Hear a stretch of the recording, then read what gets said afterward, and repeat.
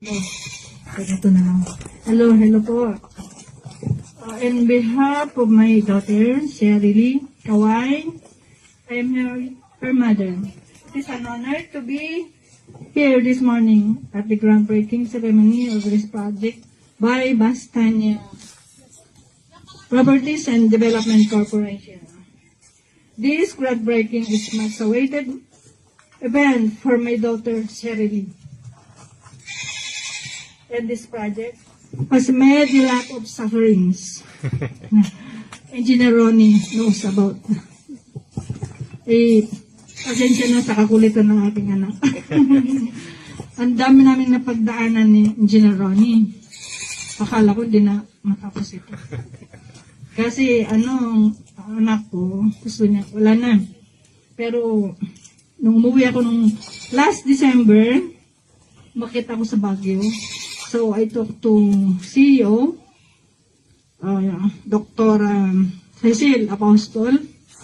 Lahat naman po ng ni Cheryl na gusto niyang mangyari.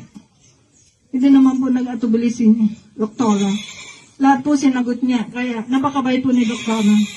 Wala akong masabi sa kanya. Kaya, Doktora, maraming salamat sa inyo.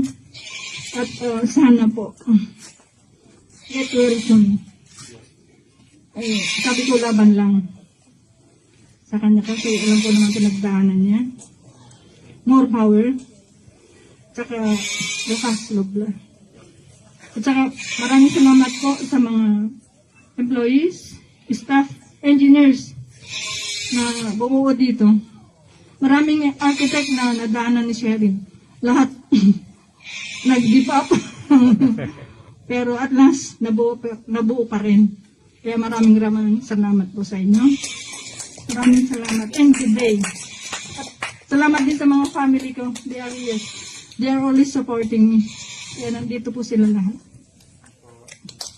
And engineer, maraming salamat sa engineer.